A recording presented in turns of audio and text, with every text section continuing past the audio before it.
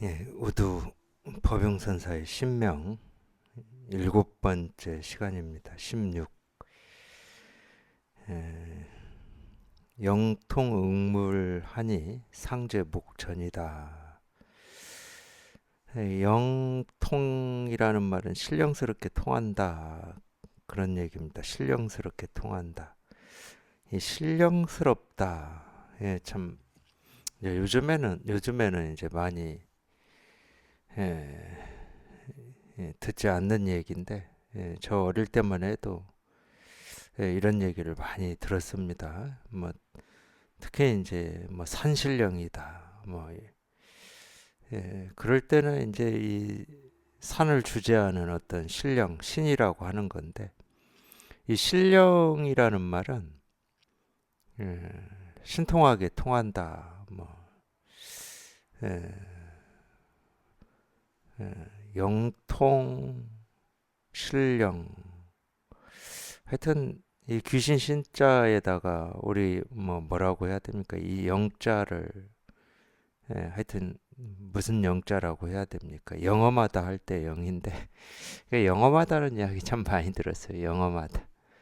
이제 주로 이제 저같이 시골에 사는 사람은 영험하다 그러면 이 점쟁이 중에 잘 맞추는 사람을 영험하다 이랬는데, 그냥 그렇게 들었습니다. 이 영험하다가 어떤 뜻인지 가르쳐 주시는 분은 없었기 때문에 그냥 그렇게 쓰는 말을, 아, 이런 뜻으로 쓰는 거구나, 뭔가 이 앞니를 잘 내다보고 잘 맞추는 걸 영험이라고 하는 거구나, 이렇게 그냥 그런 식으로, 언어는 그렇게 배우는 거잖아요, 언어는.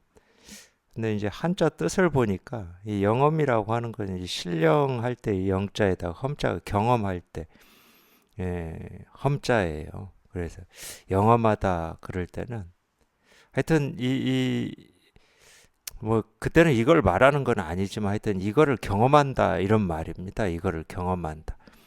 그래서 이제 신령스럽다, 신령스럽게 통한다. 이제 신령스럽다를, 그러니까 우리가 세간에서 쓸 때는 뭐 앞니를 잘 내다 본다 뭐 이런 의미일 텐데, 원뜻은 그런 의미는 아니고, 또 법에서 쓸 때는 우리 생각으로 헤아려서 알 수가 없다 이런 말입니다. 신령스럽다 이 말이, 영험하다 마찬가지예요. 경험은 하긴 하는데 이게 어떤 건지는 내가 알 수가 없어, 헤아려지질 않는 거죠. 이 조주라고 하는 이 삼위가, 삼위 때였어요. 이제 정식 계를 받기 전이니까 이제 삼위 때인데, 어릴 때입니다. 그러니까 10대 때인데 참, 예, 우리로 보면 참 영특했어요. 이 남전이라고 하는 이 선사를 만나서 이제 법을 묻거든요. 이 법을 묻는데, 이 남전이 조조를 가르칠 때 이제 어떤 얘기를 하냐면, 사실은 조조가 그렇게 물었어요. 향해서 갈 수 있는 겁니까? 이렇게 물었거든.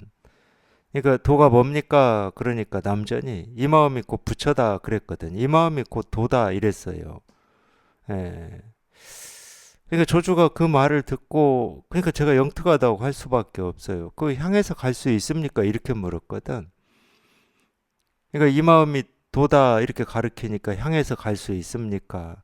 그러니까 우리가 이 분별하는 입장에서는 그게 도든 깨달음이든 또는 뭐 이 행복이든 평화든 평온이든 자유든 더 나은 삶이든 항상 어떤 그 목표를 향해서 갈 수 있어야 되는 거거든. 내가 애쓰고 노력해가지고 그 결과물을 성취하는 거. 그게 이제 우리 분별이거든요. 그러니까 분별은 항상 인과로 이루어져 있습니다. 원인을 닦아서 어떤 결과를 얻고 찾고 구하는 게 이제 우리 분별이고 생각인데, 그러니까 우리 이 분별과 우리 이 마음이라고 하는 거, 이 마음이라고 하는 거는, 그러니까 이 마음이라고 하는 거는 우리가 이 분별심을 가지고는 알 수가 없어요. 왜냐하면 이 마음은 인과법이 아니거든. 그러니까 우리가 이 마음을 표현을 해봐라 그러면 어떻게 표현할 수 있냐면, 이 마음은 그냥 항상 온전해요. 언제 어느 때나. 깨달은 사람이든 못 깨달은 사람이든 항상 온전해. 제가 아마 그런 얘기를 했을 겁니다. 이 부처님 앞에서 이 성스러운 마음을 가질 때 이 마음은 이미 성스러운 거죠. 자기 마음이 성스러운 겁니다. 그러니까 온전해요. 마음은 순간순간 온전해.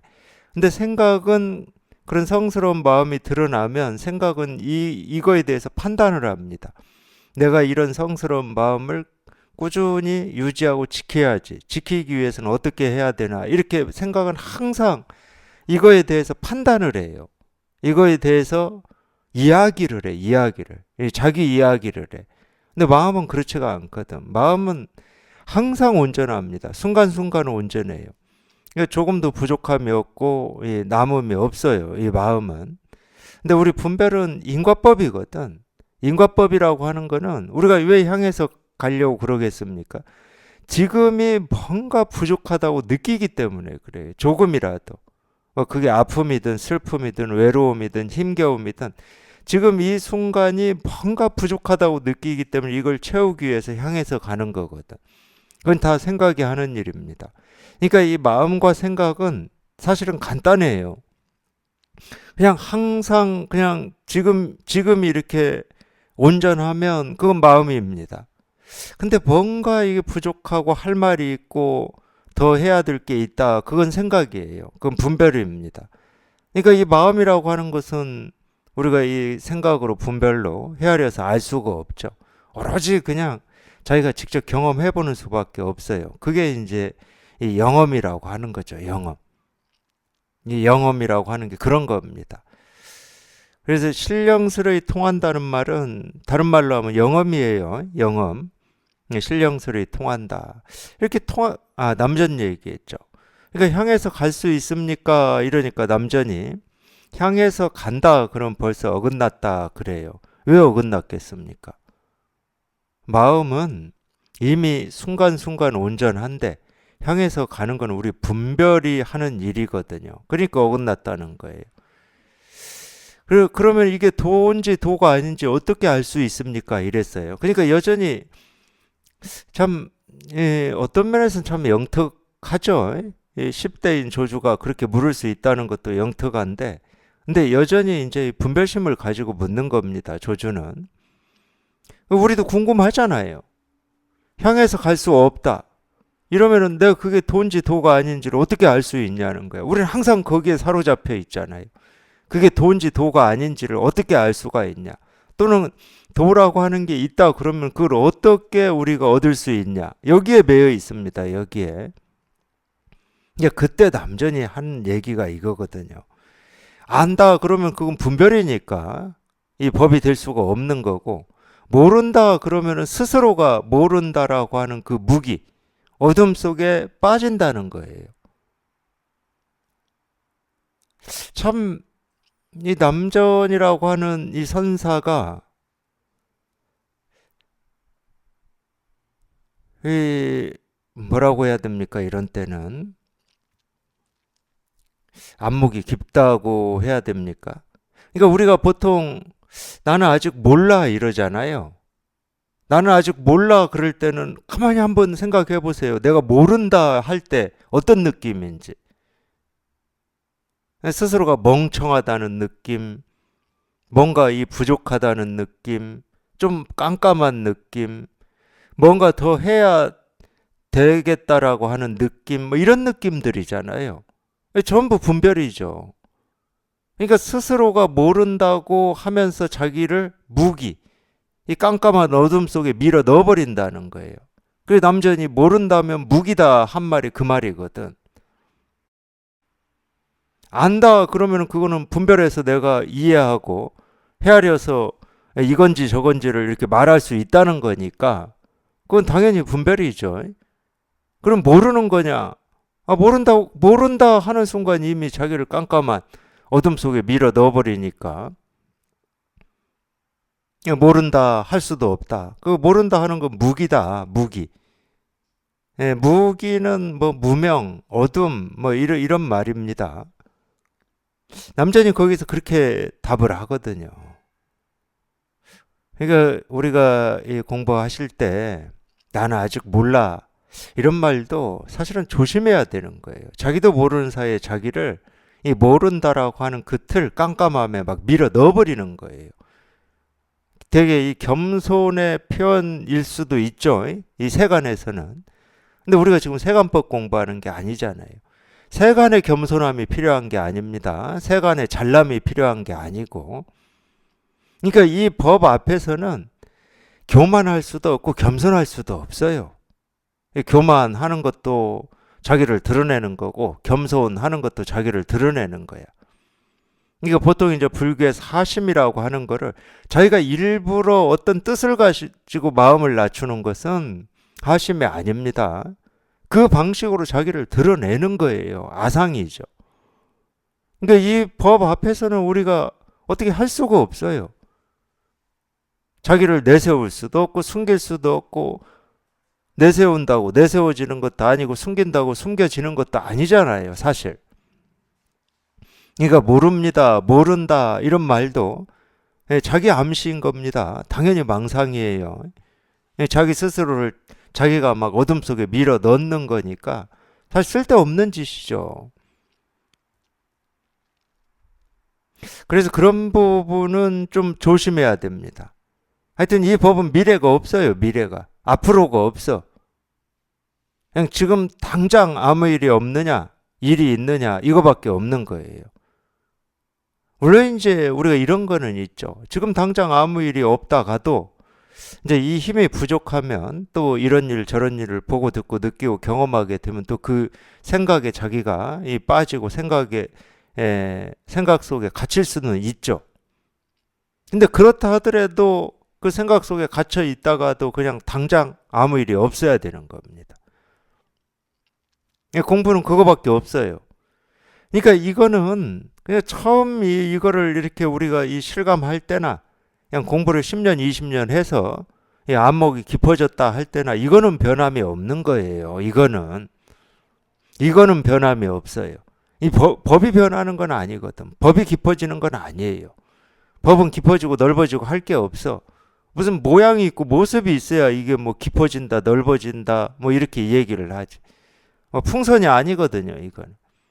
풍선은 자꾸 부르면 커지잖아요. 그러면 안이 넓어지겠죠. 깊어지고. 그런 물건이 아니라는 거야. 그럼 우리가 넓어진다, 깊어진다라고 표현할 때는 이건 무슨 얘기냐면, 그러니까 이걸 이렇게 실감하고 이걸 체험을 해보면 우리가 하루 24시간 눈 떠서 깨어 있는 동안 그냥 이 진실 속에 이렇게 있을 수 있냐? 그렇지는 않아요. 처음에는 진실 속에 있는 시간보다도 분별 속에 있는 시간이 훨씬 많습니다. 그걸 이제 우리가 흔들린다고 하는 거거든. 흔들린다. 왔다 갔다 한다. 그건 어쩔 수가 없습니다. 이 분별의 힘이 워낙 강하기 때문에 그건 어쩔 수가 없어요. 근데 우리가 분별에 휘둘리냐 거기에 초점을 맞추고 있으면 안 돼. 아무리 분별에 휘둘리다가도 그냥 문득 아무 일 없는 이게 진실이고 이게 자기 살림살이고 이게 자기 본성이에요. 그래서 이제 이거는 뭐 지킨다고 지킬 수 있는 건 아니지만 이걸 잘 지키십시오 이렇게 이제 당부를 드리는데 그 말은 무슨 얘기냐? 분별에 빠지지 말라는 거예요. 이 차이가 있어요. 이 차이가. 이제 공부를 꾸준히 하면은 이 분별에 빠지는 시간이나 어떤 이 계획이나 인연이 줄어듭니다. 줄어들어요. 이제 그걸 이제 수순해진다 이렇게도 표현을 하는데 그게 줄어들어요. 그러니까 이 분별에 빠지지 않는 거를 우리가 깊어진다, 안목이 있다 이렇게 표현하는 거거든. 근데 우리가 체험하는 것은 이 불이법을 체험합니다. 우리가 불교의 정수라고도 하고 이 불법의 요체라고도 하는 이 불이법에 체험을 하는 거지. 불이법에 체험하는 게 아닐 것 같으면 우리가 체험을 얘기할 필요가 없죠. 당연히 불이법에 체험하는 거예요. 근데 이제 불이법에 체험을 해도 워낙 오랫동안 우리가 이 분별에 익숙해져 있기 때문에 자기도 모르게 분별을 쫓아다니다가 또 자기도 모르게 문득 다시 자기가 체험한 것은 이 마음의 일이거든요. 마음의 일. 자기가 자기 힘으로 뜻으로 의지로 이 마음의 일로 갈 수는 없어요. 뜻을 내는 순간 그게 분별이기 때문에. 그래서 올 때도 그냥 문득 옵니다. 자기도 모르게 문득 와요. 문득 지금까지 분별했던 게 그냥 딱 사라지고 그냥 아무 일 없는, 아무 일 없는 그냥 이거라고 이제 표현을 하긴 하는데, 그냥 아무 일이 없는 거예요, 이거는. 분별이 사라졌으니까 아무 일이 없지. 분별이 있을 때 우리한테는 일이 있는 겁니다. 분별이라고 하는 건 항상 이 갈등과 대립인데, 그러니까 일이 있는 거지. 일이 있다는 것은 갈등이 있고 대립이 있다는 거예요. 이걸 이렇게 해야 되나 저렇게 해야 되나, 이게 옳은 건가 그런 건가, 좋은 건가 싫은 건가, 내가 취해야 되나 놓아야 되나, 이게 전부 갈등이죠. 근데 분별이 사라졌다는 것은 그런 갈등이 없다는 얘기예요. 그러니까 아무 일이 없어. 하여튼 이게 실감이 되는 거거든. 아무 일 없는 이게 실감이 되는 거예요, 이게. 그러니까 마음이 한번 이거를 확인한다고 해야 됩니까? 마음은 사실은 확인할 것도 없지.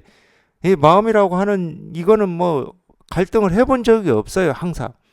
근데 우리 분별의 이 먹구름이 이 마음을 이렇게 가리고 있었던 거죠. 그래서 먹구름이 한번 걷어진다고 해야 되나. 근데 어쨌든 이걸 실감하고 이걸 체험한다는 거는 이런 감각을 자기도 모르게 가지고 있는 거예요. 우리가 자전거 타는 것처럼. 우리가 이 자전거를 이렇게 한번 타려고 처음부터 잘 타지는 않잖아요. 넘어지기도 하고 올라가기만 하면 자빠지고 이러잖아요.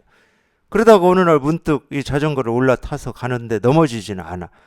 이제 그거를 이제 우리가 균형 감각이라고 그러는데, 그런 균형 감각을 자전거 탈 때는 몸이 실감을 하듯이 이 공부에서는 마음이 그걸 한번 실감해요. 그럴 뿐이지. 그럼 어떻게 하면 안 넘어지고 자전거를 탈 수 있는 거냐? 그 아무리 얘기를 해보십시오. 그건 이론일 뿐이야. 몸이 그걸 한번 실감을 해야 돼. 몸이 실감을 하면 어떻게 해서 내가 넘어지지 않고 자전거를 타게 됐는지는 모르지만 여전히 몸은 자전거를 타고 있어요. 그 감각이 있다고. 그 감각이 설명되지 않는 감각이. 그렇듯이 이 공부도 마찬가지예요. 이 마음이라고 하는 게 본래 이 자기 스스로인 이거를 한번 이렇게. 근데 왜 균형 감각이라고 표현하냐면 이 생각은 자꾸 양극으로 왔다 갔다만 하거든요. 옳으냐 그러냐, 이거냐 저거냐, 부처냐 중생이냐, 깨달음이냐 어리석음이냐, 양극만 왔다 갔다 해요. 이거 우리가 분별할 때는 이 깨달음, 도, 실상, 이 진실, 진리라고 하는 게 양극이다 이렇게 생각을 안 할 수 있어요. 어찌 부처가 양극이야 이럴 수 있는데 양극입니다. 헤아려지잖아요. 둘이 있잖아요. 그러니까 이 마음이라고 하는 거는 부처도 아니고 중생도 아니고 깨달음도 아니고 어리석음도 아니에요. 실제로는. 그걸 잘 표현한 게 반야심경 색즉 시공, 공즉 시색입니다. 공이 뭐냐면 부처, 깨달음, 실상, 진리, 진실이에요. 색이 뭐냐? 우리가 이 경계라고 하는 거예요. 색이. 이 색이라고 하는 것은 색수상 행식이거든. 그러니까 이건 색도 아니고 공도 아니다 이 말이에요. 이 진실이라고 하는 거는, 이 마음이라고 하는 거는 이쪽도 아니고 저쪽도 아니야. 그러면서도 이쪽이나 저쪽에 항상 이 마음이 드러나 있는 거지.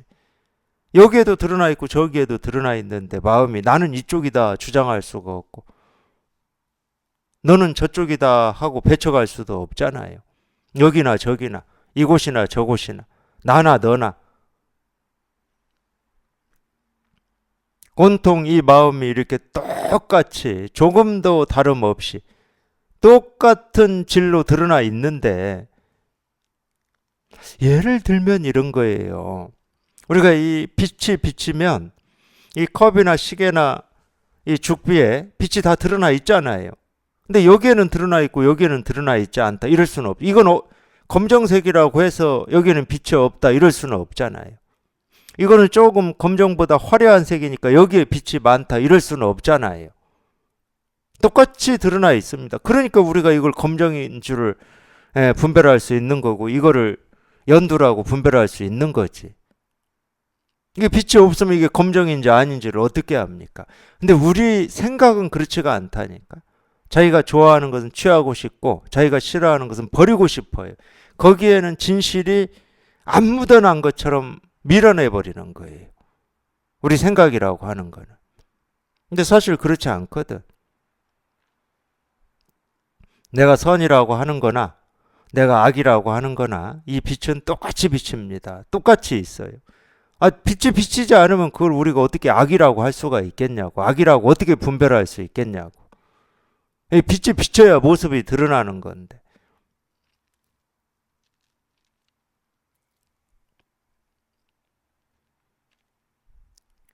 그래서 자기가 좋아하고 싫어하고 옳다고 여기고 그러다고 여기서 하나를 취하고 하나를 버리려고 하는 그것만 하지 않으면, 그것만 하지 않으면 이 진실은 항상 언제 어느 때나 어느 곳에서나 이렇게 항상 똑같이 드러나 있습니다. 똑같이 드러나 있기 때문에 만법평등이라고 그러는 거예요.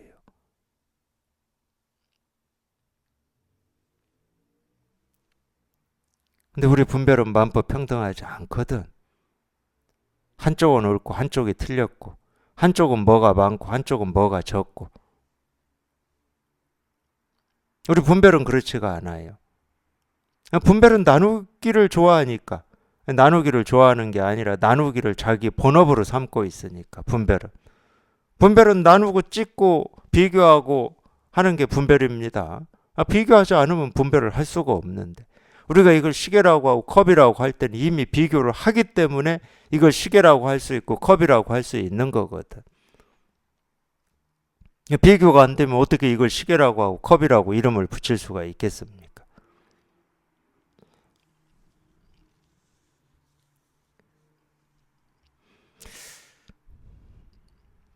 하여튼 이 진실이라고 하는 거는, 이 진실이라고 하는 게 따로 있는 게 아니고 우리가 보고 듣고 느끼고 경험하는 하나하나에 그냥 온전하게 조금도 부족함 없이 그냥 온통 다 드러나 있는 거예요.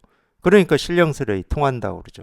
신령스럽다 그러면은 우리는 그렇게 안 썼지만, 이 하나는 신령스럽고 하나는 신령스럽지 않다 그러면 그건 신령스러움이 아닙니다.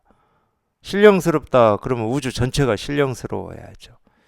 그러니까 이제 그런 면에서는 제가 뭐 종교를 탐구하고 연구한 사람은 아니지만, 우리가 보통 이제 원시적인 종교다. 특히 이제 저 같은 사람은 이제 할머니나 어머니, 저한테 할머니나 어머니, 제 어릴 적 그러니까 경험으로 보면 그때가 훨씬 더 이 신령스러움이 더 폭넓었어요. 그때는 뭐 이 산에도 신령이 있고 뭐 강에도 있고 뭐 집에도 있고 심지어 부엌에도 있고 대문에도 있고 화장실에, 이제 그때는 뒷간이라고 그랬는데 변소에도 있고, 그때가 훨씬 신령스러움이 폭넓었어요. 근데 지금은 이 종교가 어떤 이 특정한 것만 신령스럽고 전지전능하다 이렇게 좀 되어 간 면이 있죠. 그게 더 편하거든. 그게 훨씬 편리합니다. 모든 것에 다 신령스러움이 있다 그러면은 저도 어릴 때 그런 마음이 들기도 했는데, 아니 도대체 왜 대문 밖에다도 음식을 이렇게 차려서 끝나면은 다 뿌려주고 이러는지 저는 이해할 수가 없었거든. 저는 할머니 어머니 그런 행동이나 그런 마음을. 근데 지금 보면은 그게 옳다 그르다의 문제가 아니고 이 폭이 훨씬 넓었다는 거예요. 심지어 이 달에도 무슨 신령이 있다고 한밤중에 이 달에 대고 빌고 그랬잖아요. 정한수 떠놓고. 그걸 이제 우리는 다 미신이라는 이름으로, 이 과학이라는 이름으로, 합리라는 이름으로 그걸 배척을 했지만은, 물론 그게 잘못됐다는 건 아니에요. 그렇다고 옳다는 것도 아니고. 근데 그렇게 보면은 참 폭이 엄청 좁아졌어요. 특정한 장소, 특정한 사람만 어떤 신령스러움이 있게 된 거야, 이제는. 훨씬 좁아진 거지. 근데 이 신령스러움이라고 하는 거는, 신령스러움이 있다 그러면은 우리가 보고 듣고 느끼고 경험하는 하나하나에 다 있는 겁니다. 어떤 건 신령스럽고 어떤 건 신령스럽지 않다 하는 것은 우리 분별이죠, 분별. 이 분별이라고 하는 것은 어떤 얘기냐면 우리 생각으로 그러고 싶어 하는 거예요. 그러고 싶어 하는 거. 그러니까 지금 예를 들어서 뭐 하느님은 전지전능한 존재다, 뭐 부처님은 전지전능한 존재다, 이렇게 밖에 있는 하느님, 부처님을 상정을 해서 그렇게 얘기하는 거는 이 하느님, 부처님이 전지전능한 존재가 아니고 우리가 그러고 싶은 거예요. 그래야만 되는 거야, 사실은. 그러니까 진실은 아니죠. 진실은 아니에요. 그래야만 되는 거지.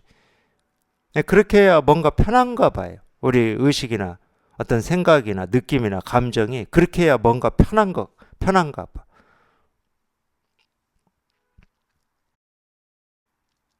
근데 이 법은 그래야 되는 게 아닙니다. 이미 지금 이 순간 다 이루어져 있는 거죠. 과거에도 다 이루어져 있었고, 이루어져 왔고, 지금 이 순간에도 이루어져 있고, 미래에도 이루어져 있습니다. 오지 않은 미래에도 이미 이 법은 다 이루어져 있어요. 그러니까 조금도 부족함이 없고 모자람이 없는 거예요. 이 진실이라고 하는 거는. 그러니까 그런 얘기를 하는 겁니다. 이 만족이라고 하는 거는 만족할 때 만족하는 겁니다. 뭘 얻고 이루어서 만족이 되는 게 아니고 지금 이 순간 즉각 만족할 때 만족인 거예요. 참 재밌는 말인데 이 생각으로 해보면 어린 반푼어치도 없는 말이에요. 내가 만족하고 싶지 않아서 만족이 안 하나? 이런 일 저런 일이 불편하게 하는데 어떻게 내가 만족해? 이렇게 되거든, 생각은. 근데 절대 그렇지 않습니다. 지금은 곧장 자기가 만족을 실감하지 못하면 만족은 영원히 없어요. 항상 밖에서 찾기 때문에. 뭐가 이루어지면, 뭐가 얻어지면, 뭐 나를 괴롭히는 일이 없어지면 이렇게 밖에서 찾기 때문에 평생 없어요. 그러니까 지금 이 순간 즉각, 그러니까 이 법이 그런 거예요. 만족이라고 하는 게 이거를 얘기하는 거거든. 이 법이 그런 거야. 그냥 곧장, 그러니까 어떤 분별을 하고 어떤 망상을 하고 어떻게 살아왔느냐, 그건 소용이 없어요. 그건 아무 소용이 없어요. 물론 이제 그게 소용이 될 때는 어떤 때 소용이 되냐면 좀 자기를 알아달라고 할 때는 소용이 돼요. 나는 이렇게 살았다. 이렇게 힘들게 살았다. 뭐 이런 걸 이렇게 알아달라고 할 때는 소용이 돼요. 근데 그거는 뭐 그렇게 알아준다고 해서 또는 나 위에 다른 사람이 알아준다고 해서 그런 일이 없어지지는 않잖아. 그때 조금 그때 뭐 위로가 되고 위안이 되고 만족이 될 뿐이지 그게 계속 지속될 수는 없는 거죠. 그럼 진짜 만족은 뭐냐면 그게 사라지는 거라니까. 그래서 어떻게 살아왔고 뭐 어떤 생각이 있고 무슨 분별이 있다, 그건 중요한 게 아니에요. 그냥 지금 당장 그냥 문득하고 그냥 모든 분별이 이 봄 햇볕에 눈 녹듯이 그냥 싹 녹아버리면 그냥 그걸 우리가 이제 정멸이라고 그러는데, 열반, 그걸 열반이라고 그럽니다. 정멸. 그러니까 참 100번을 얘기하고 1000번을 얘기하고 10,000번을 얘기해도 그냥 이 도라고 하는 것은 이 깨달음 실상이라고 하는 것은 정멸이에요, 정멸. 뭐가 있다고 그러고 뭐 없다고 그러고 옳다고 그러고 그러다고 하고 뭐 삶이 어떻다고 그러고 죽음이 어떻다고 하는 그 모든 생각이 자기도 모르게 봄눈 눕듯이 녹아서 사라지는 겁니다. 그걸 정멸이라고 그래요. 이제 그걸 열반이라고 하고 그걸 해탈이라고 하죠. 물론 이제 우리가 그거를 이 불교에서 이 극락이라는 표현으로도 써요. 극락. 이 극락이라고 하는 것은 한자로만 보면 이 극은 우리가 극지방, 이 마지막, 뭐 그런 걸 극이라고 그러잖아요. 이 낙은 즐거움입니다. 즐거움. 이거 세속의 즐거움이 아니고 우리가 이 분별되지 않는 이제 즐거움, 이 정멸 유락 할 때 그 락인데 정멸의 락이라는 말이에요. 극락이라는 말. 정멸의 락. 근데 이제 그런 걸 가지고 쉽게 말해서 이제 백성들을 이제 제도하고 교화를 이제 해야 되니까 자꾸 어떤 극락 세계라고 하는 게 있다, 이제 이런 식으로. 뭐 그거 방편으로는 그렇게 얘기할 수 있습니다. 극락 세계가 있잖아요. 마음의 세계에 있잖아. 없는 건 아니잖아. 이 극락이라고 하는 걸 없다고 할 수는 없거든. 이 마음의 세계에서 이렇게 경험을 하는 거니까 없다고 할 수는 없어. 근데 이제 그게 방편인데 이 사실로 알아들어가시고 뭐 극락세계다, 서방 정토다, 뭐 천당이다, 천국이다, 지옥이다, 뭐 이런 식으로 그게 이제 어떤 이 객관적으로 존재하는 것처럼 이 사실로 있는 것처럼 이렇게 착각을 해버린 건데 큰 병이죠. 그게 큰 병폐입니다. 그거는 이제 그렇게 되면 극락 가기 위해서 자기 행동을 조절하고 말을 조절하고 삶을 조절하게 돼요. 그 전부 유의고 조작이고 인위죠.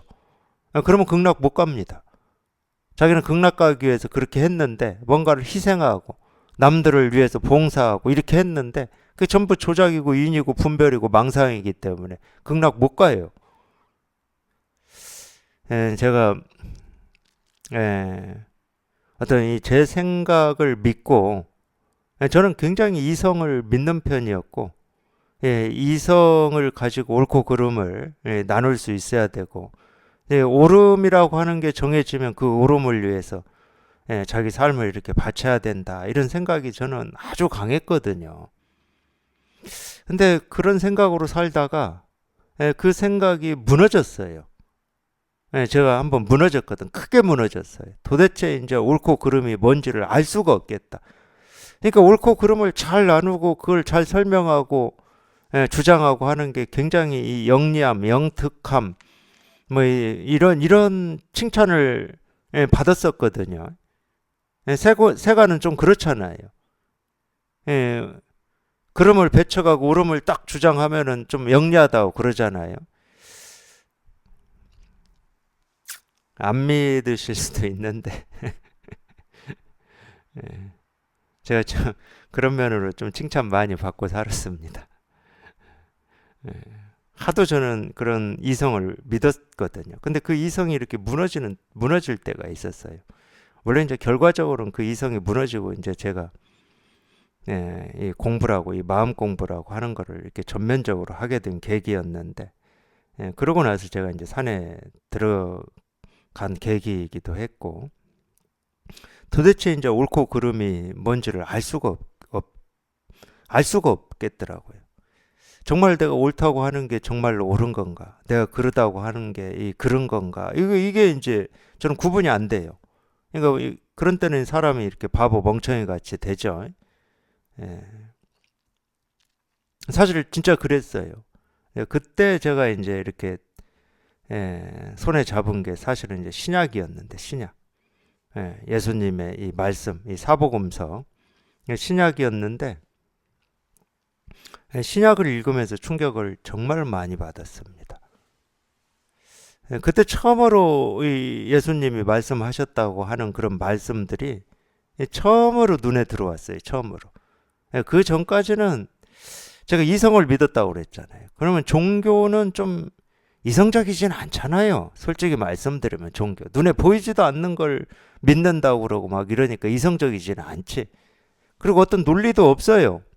나름 있다고 하는데 결국은 무슨 뭐 알 수 없는 뭐 이런 거를 뭐 법이라고 하고 깨달음이라고 하고 진리라고 하고 이러니까 무슨 뭐 논리 같지가 않아. 이 마지막까지 가기 전까지는 무슨 논리가 있는 것 같아. 이제 그걸 교리라고 그러죠. 교리. 그러니까 이 교리를 보면 논리가 있는 것 같은데 결국은 이 진실, 기독교에서는 어떤 이 진리, 하느님, 예수님 이럴 때는 논리적이지가 않은 거예요. 뭐 죽은 사람이 다시 3일 만에 살아났다거나 했었고 이러니 무슨 그게 이성적이겠습니까? 그래서 저는 사실은 이 종교는 제가 좋아하지 않았어요. 제가 그 전까지, 제가 무너지기 전까지는. 그러니까 뭐 예수님 말씀이다 하더라도 굉장히 실용적인 입장에 서 있었죠. 근데 현실의 삶의 옳음을 추구하는데 필요한 말이다 그러면은 그래. 그러니까 불교도 그렇게 저는 접근을 했었거든. 그러니까 불교로서 접근한 게 아니고 제 삶 속에서 좀 필요하다 하는 어떤 문구라든지 가르침이라든지 이런 거를 이렇게 뭐 차용하다시피 이제 이렇게 봤거든요. 그러니까 한 번도 이 종교를 종교로서 저는 본 적이 없습니다. 읽은 적이 없어요. 읽었다 하더라도 그런 입장에서 읽지를 않았어. 내가 이해가 돼야 되고 논리적으로 설명이 돼야 되고 이제 이런 입장에서 읽었거든요. 근데 희한하게도 이 옳고 그름이 한번 무너져서 신약을 보는데 이 어마어마한 충격이 막 쏟아져 들어왔다고 해야 저는 맞을 것 같은데 쏟아져 들어오더라고요. 막 어떤 때는 막 이 머리 이 정수리로 어떤 때는 이 가슴으로 막 통째로 이 한마디 한마디가 이렇게 쏟아져 들어오는데 굉장히 큰 충격을 받았습니다. 그러면서 더 이제 늪에 빠졌죠. 여태까지 내가 옳다고 주장해 왔던 것들이 부끄럽고 주워 담을 수가 없으니까 이제 더 부끄러운 거예요. 이 세상을 향해서 다른 사람 앞에서 그랬던 게. 그러니까 이제 그 부끄러움이 저를 이제 밀었는데 어떻게 밀었냐면 근데 더 이상 이 부끄러운 짓은 할 수가 없잖아요. 더 이상 할 수가 없고 그나마 만회할 수 있는 게 이제 이거밖에 없었어요. 만회할 수 있는 게 하여튼 내가 이 진실이라고 하는 거, 이 예수님이 말씀하신 이 진리와 부처님이 말씀하신 깨달음이라고 하는 거를 내 스스로 해결을 해 봐야 되겠구나.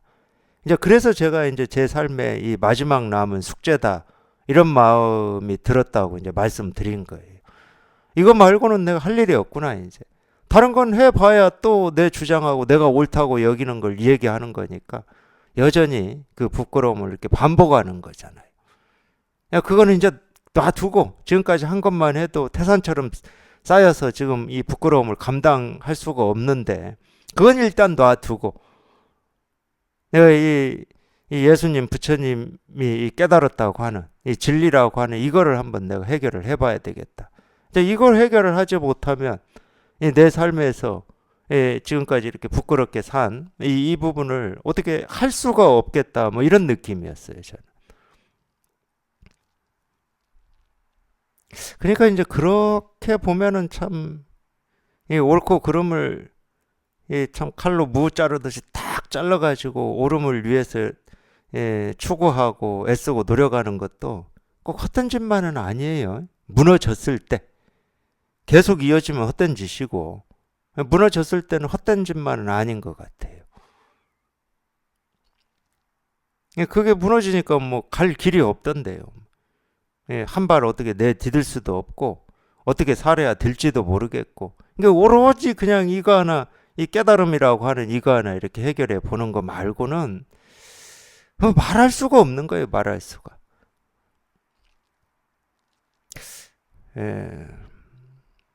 사실은 그때는 참 그런 경황이라든지 이런 게 없어가지고 뭐 그런 생각을 못했는데 나중에 보니까 지나고 나서 보니까 이 산, 이 숲이라고 하는 게 그런 저를 이렇게 잘 감춰준 것 같아요. 그래서 이 숲, 산이 이렇게 감춰진 이 품 속에 이렇게 살았던 느낌이 좀 있습니다.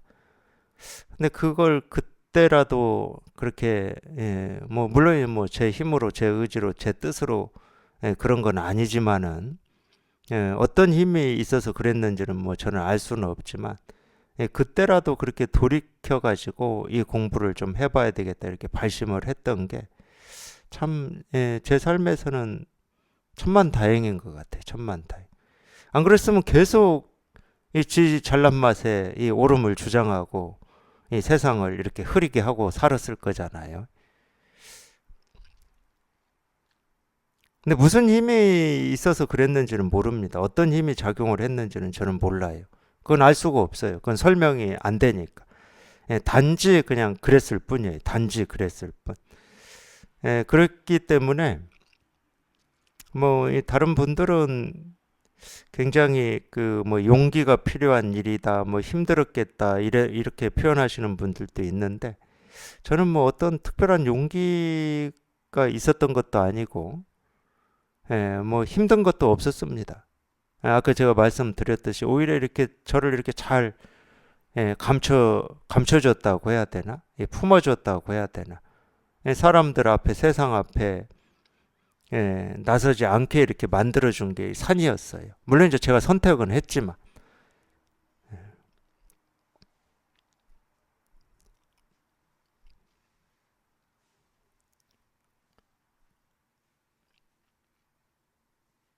성경 얘기하다 거기까지 갔는데, 제가 어떤 구절 얘기해드리고 싶었냐면, 제가 어떤 구절에 또 한번 그렇게 가슴이 그냥 통째로 제 가슴을 막 몰아쳤냐면은, 어느 땐가 이제 예수님이 조금 이제 이 사람들 사이에서 이름이 알려지고 좀 그런 때였던 것 같아요. 예수님이 이렇게 이제 이 설교를 하기 위해서, 물론 이제 그 설교나 설법이나 똑같은 말인데, 이제 이런 가르침을 펼치기 위해서 이제 어느 산인가 어디에 이렇게 모였어요. 사람들이 모였는데, 그냥 예수님이 나오시기도 전에 그냥 예수님, 예수님 하면서 막, 지금으로 치면 이 교회에서 막 할렐루야 하고 막 이런 것처럼 예수님, 예수님 하고 이렇게 막 서로 모인 사람들이 예수님을 부르고, 그냥 이렇게 그냥 부르는 건 아니죠. 어떤 존경심을 담고 자기들을 이렇게 구원해 줄 어떤 존재로서 그렇게 부르는 거죠. 근데 그렇게 부르면서 이렇게 뭐 예수님을 격하게 이제 쉽게 말하면 이렇게 환영하는 건데, 그때 예수님이 탁 나오셔가지고, 너희가 예수님 예수님 한다고 다 천국 가는 게 아니다, 이 말을 하는데, 저는 사실은 정말로 이 놀란 정도가 아니에요.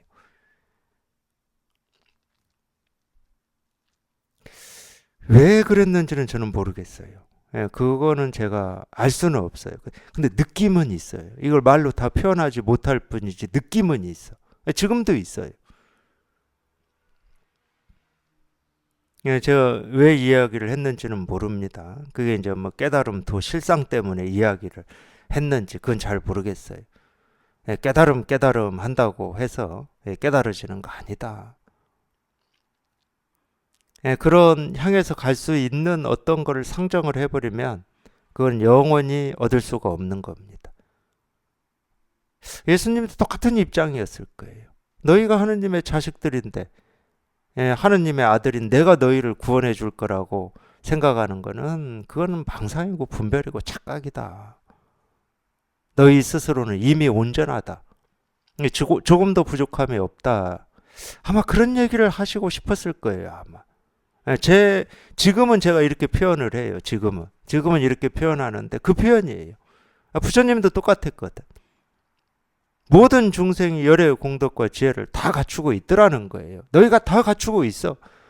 그러니까 너희가 그렇게 찾고 구하고 구원해 줄 대상이라고 하는 걸 너희 스스로가 갖추고 있어. 조금도 부족함 없이. 근데 너희는 항상 어떤 밖에 있는 특정한 사람한테 자기의 원을 빌고 이루어달라고 예언한다. 그게 중생심이라는 거예요. 의타심이고 뭔가에 의지하고 싶어 하는 거고. 근데 전혀 그런 게 아니다. 누구나 다 자기 스스로 다 갖추고 있는데, 그런 의타심, 그런 분별심 때문에 자기 스스로가 하느님의 자식인 거를 확인을 못할 뿐이고, 자기 스스로가 부처임을 확인을 못할 뿐이다. 무엇 때문에? 그 의타심 때문에.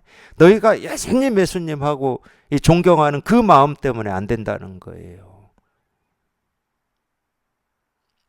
그래서 그런 얘기를 합니다. 나는 섬김을 받으러 온 사람이 아니다는 얘기를 해요. 예수님이.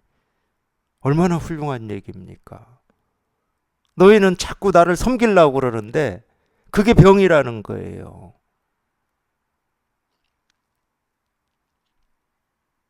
그래서 참 저는 그때 처음 알았어요. 내가 이 종교나 이 예수님의 가르침이나 이 부처님의 가르침이라고 하는 거를 전부 내 식으로 해석을 하고 있고 내 식으로 알고 있었구나. 그게 이제 편향이죠. 선입견이고. 그런 훌륭한 가르침을 펼쳤을 거라고 전 상상도 못했습니다. 그리고 그런 얘기를 해준 사람이 없어요.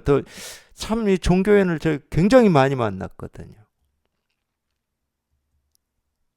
불교든 기독교든 카톨릭이든 원불교든 저는 굉장히 많이 만났습니다.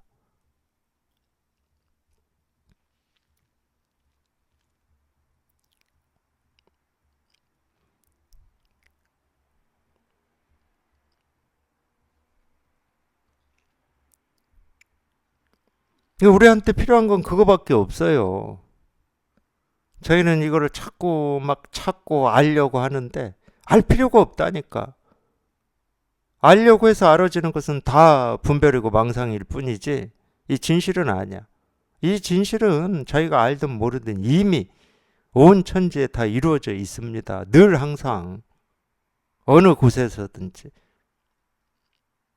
그러니까 여기 이렇게 통하고 보면 그런 느낌이나 이 실감이 드는 게 어떤 거냐면 진실 아닌 게 없네. 분명히 그냥 분별할 때는 이게 그냥 시계고 컵이었어요. 그냥 그런 사물일 뿐이야. 죽비였을 뿐이야. 근데 딱 통하고 보면은 진실 아닌 게 없어. 그냥 죽비, 시계, 컵, 이 볼펜, 마이크 하나, 이 말소리 하나, 차 지나가는 저 소리 하나에 내가 그렇게 그토록 찾고 구하고 얻으려고 몸부림치고 발부둥 치면서 그 오랜 시간을 보냈는데 거기에 다 있어. 그게 느껴져요. 이렇게 실감이 돼. 이 실감을 공명이라고 해야 됩니까? 어떻게 이럴 수가 이런 느낌이 있어요. 그냥 눈앞에 다 있어. 그냥 눈앞에. 그러니까 항상 언제든지 다 이루어져 있었어. 내가 못 봤을 뿐이지. 이제 그때 이제 제가 제 나름의 이렇게 든 느낌이 뭐냐면 예, 그러니까 이렇게 얘기하면 참 제가 어디 다른 나라에서 사는 것처럼 생각하실 수도 있는데 제가 이렇게 태어나서 자란 곳은 이제 농촌 마을이었는데 초등학교까지는 한 1, 2km 정도 걸어 다니는 데였어요. 근데 거기 이 포장이 없었습니다. 그냥 비포장 도로였어요. 비포장 도로. 그러니까 이제 비 오는 날 뭐 이런 때는 굉장히 힘들었죠. 푹푹 빠지고 그러니까 뭐 신발을 신고 가면은 뭐 다 흙에 묻어서 젖어요. 신발만 젖는 게 아니고 잘 골라서 가려고 해도 그래요. 근데 그러다 보니까 이제 뭐 군이나 이런 데서 이렇게 뭐 이렇게 자갈이라고 그러죠. 이렇게 좀 큰 돌들을 정기적으로 거기다가 이렇게 이렇게 하는데 그래도 그게 또 어느 시간이 지나면 그것들은 다 땅에 들어가 버리고 또 이렇게 질척이는데 이제 그때 이제 이 개념이 이제 이 시골에서는 신장로라는 개념이 있었어요. 신장로. 물론 그 신장로라고 하는 말이 언제부터 썼는지는 모르겠는데 말 그대로 이제 이렇게 새롭게 길을 만드는 거죠. 새롭게 길을 만들면 이제 그런 불편이 없습니다. 그런 불편이 내가 애쓰고 노력해야 될 불편이 없어요. 그렇게 비 오거나 뭐 어쩌거나 할 때 그러니까 달구지를 타도 저 어릴 때 달구지 타는 거 좋아했거든요. 그때 달구지가 있었어요. 소달구지가. 달구지를 타도 그냥 길이 워낙 그냥 이렇게 튀어나왔다 들어갔다 움푹 진푹 하니까 그냥 이 흔들림이 심하죠. 그러니까 그런 어떤 이 불편함이 있었는데 이 신장로라고 하는 것은 이렇게 평평하게 길을 잘 닦은 길을 이제 저희는 신장로라는 개념으로 썼는데 읍내 가면 볼 수 있는 제가 이제 이걸 체험하고 어느 정도 지나니까 부처님의 이 가르침이나 이 예수님의 가르침이 어떻게 느껴졌냐면 저한테만 신장로처럼 느껴졌어요. 신장로처럼. 그냥 아무 함 없이 애씀 없이 노력 없이 그냥 나는 걷기만 하면 되더라고. 그러면 이 길을 누가 다 닦아놨냐? 이미 2500년 전, 2000년 전에 이분들이 다 닦았어. 중생들을 위해서. 너희는 나처럼 애쓰고 고생하고 이 인생을 허비하지 마라. 내가 다 닦아놨으니까 그냥 애쓸 필요 없이 그냥 후적후적 신장로를 걷기만 하면 된다는 거예요. 신발도 젖을 필요도 없고 이렇게 느껴지더라고요. 그게 그분들의 가르침이었어. 그분들의 가르침. 내가 그걸 몰랐을 뿐이지. 그걸 2000년 동안 그 가르침이 이어져 왔고 2500년 동안 이어져 왔는데 그 오랜 시간 이어져 왔는데도 그걸 볼 눈이 없어가지고 내 움푹짐푹한 이 삶의 길을 어떻게든 좀 평평하게 만들고 만족스럽게 만들려고 그 많은 애를 썼더라니까. 근데 문득 여기 통하고 보니까 움푹짐푹한 이 내 삶의 길이 아닌 거야. 그냥 신장로야, 신장로. 나는 아무 힘 없이 뜻 없이 의미 없이 가치 없이 그냥 걷기만 하면 되는 거야. 얼마나 편해요, 이게.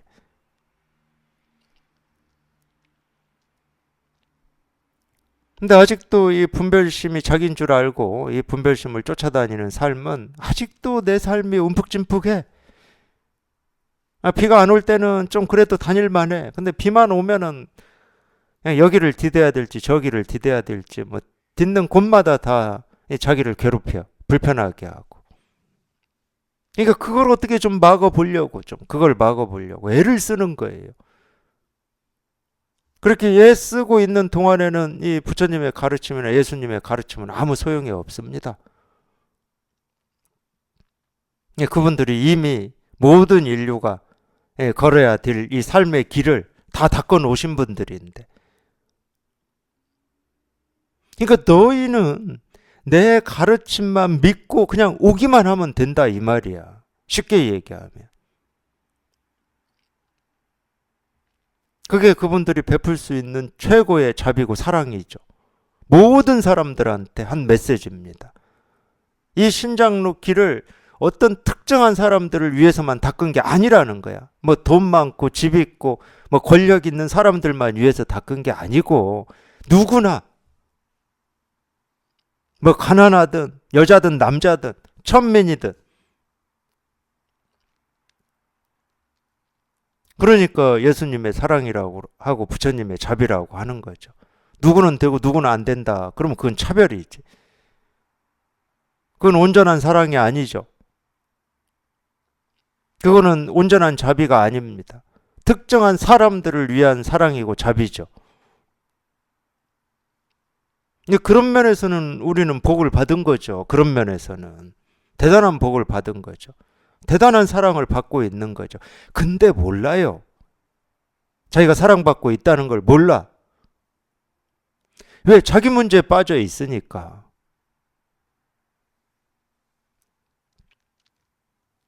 자기 망상에 빠져 있으니까. 그렇게 베풀어진 사랑을 느낄 겨를이 없어.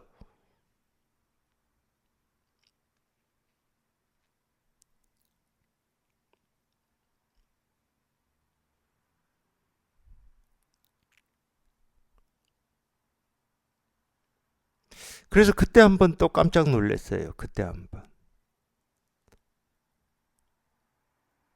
제가 그런 길인 줄 모르고 이 공부를 했고 어떻게 알고 하겠습니까? 제 나름대로 어떤 갈증이나 목마름 때문에 하긴 했는데, 이런 가르침이라고 하는 게 또는 이 깨달음의 길, 이 삶의 길이라고 하는 게 이런 길이라고 하는 걸 어떻게 알았겠습니까?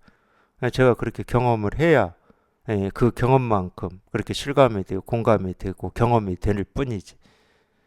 그렇게 경험이 되니까 깜짝 놀랐어요. 도대체 이럴 수가 있나? 이런 길이 있었나? 우리 인류한테. 그래서 제 나름대로 그런 느낌이 들었죠. 인류가 지금까지 이렇게는 모든 성과나 지식이나 뭐 학식이나 뭐 이성이나 합리나 오름이나 이런 걸 모두 다 버릴 수 있지만 딱 이 하나만 지키고 있으면 된다. 최고의 인류의 최고의 유산이다 이게. 저는 그런 느낌이 들더라고요. 모든 사람들을 구제할 수 있는 길이고 약이니까.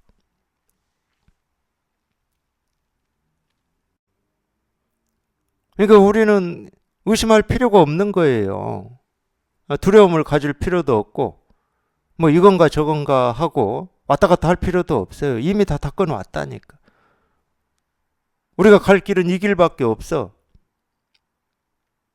자기 스스로 근데 참 이 길을 가고 있으면서 제가 아까 얘기했던 대로 움푹짐푹 하다고 그러고 뭐 발이 빠진다고 그러고 뭐가 힘들다고 그러고 고통스럽다고 그러고 똑같이 물속에서 물고기들이 살고 있는데 어떻게 참 이 물은 뭐가 문제가 있는 것 같고 나를 옥죄는 것 같고 나를 자유롭지 못하게 하는 것 같고 무슨 물이 물고기를 옥죄고 구속을 할 수가 있겠습니까? 사실은 그런 건 없어. 똑같이 물속에서 마음껏 헤엄치고 살아요. 근데 자기 마음이 그런 거야. 자기 생각이 그래. 그러니까 이 중생의 병을 자승자박이라고 그러잖아요. 줄도 없는데 자기가 자기를 묶어놓고 힘들다고 그러고 고통스럽다고 그러고. 근데 그런 모든 고통과 힘겨움을 그 기독교는 그런 표현을 써요. 불교는 이렇게 표현합니다. 이 세존, 이 석가모니 부처님, 부처님은 보살도 그렇지만 이 중생의 모든 이 번뇌 또는 모든 이 병을 일시에 그냥 다 제도해 버린다고 그래요. 불교는 이렇게 표현하는데 이 표현만큼은 저는 기독교 표현이 더 재밌는 것 같아요. 너희들의 죄를 내가 다 대신 짊어지고 십자가에 못 박혀서 죽었다 이렇게 표현해요. 기독교는. 이 표현이 더 재밌잖아요. 죄가 없다는 이야기야. 대신 다 그걸 이제 속죄라고 그러죠. 그걸 속죄라고 그러는 것 같아요. 기독교에서는. 그러니까 이 내가 살아 있는 동안 같이 살았던 사람들의 죄뿐만이 아니고 내 이전의 사람들, 내 이후에 태어날 사람들의 모든 죄까지도 내가 다 대신 짊어지고 십자가의 십자가의 못에 박혔다 이 말이거든. 그렇게까지 얘기를 해놨는데도 아직도 뭔 내 삶에 뭐가 있다고 그러고 죄가 있다고 그러고 힘겨움이 있다고 그러고 그 죄는 무슨 뭐 죄만 있어 이 세속의 이 법으로 얘기하는 죄만 있습니까? 내가 힘들고 고통스럽고 뭐 이런 것도 다 그 죄에 들어가는 거거든. 너희의 고통 불교에서는 그걸 번뇌라고 그랬어요. 번뇌. 내가 다 제도해버렸다는 거예요. 그 말은 태어나는 사람은 누구나 자기를 묶을 필요 없이 어디에 구속시킬 필요 없이 그냥 자유롭게 살으라는 얘기예요. 자유롭게. 이 세계를 만끽하면서 살으라는 이야기야. 근데 그걸 못 알아들어요. 알아듣는다 하더라도 희한하게 알아들어. 희한하게.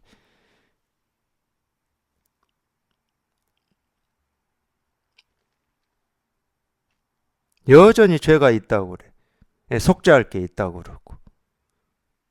여전히 무슨 번뇌가 있다고 그러고 고통이 있다고 그러고 힘겨움이 있다고 그래요.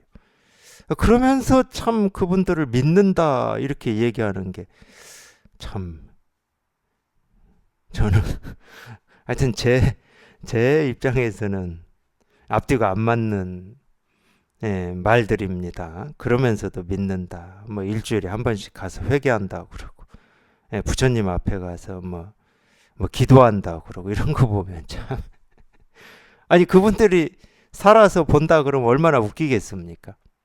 내가 네 죄를 다 깨끗하게 해버렸는데 무슨 죄가 있다고 또 속죄한다고 그러고 얼마나 어리석다고 여기겠습니까?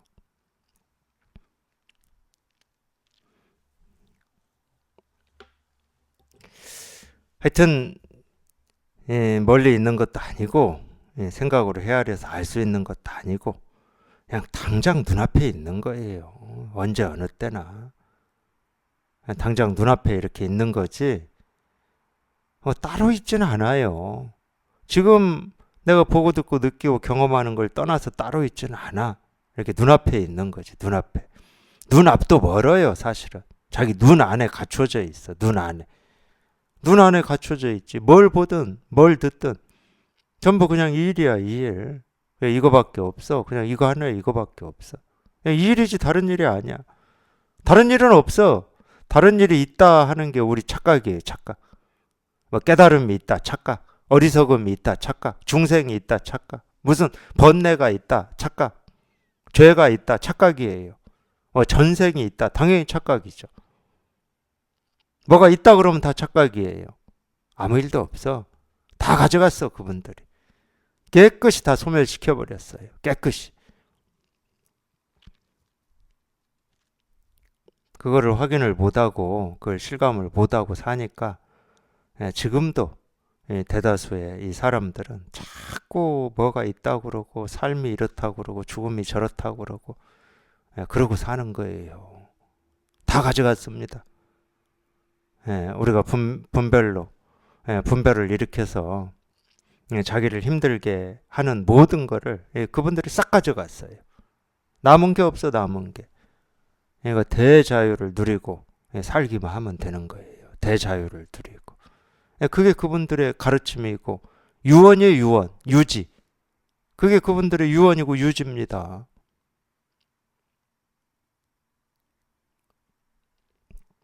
하여튼 이거밖에 없는 겁니다.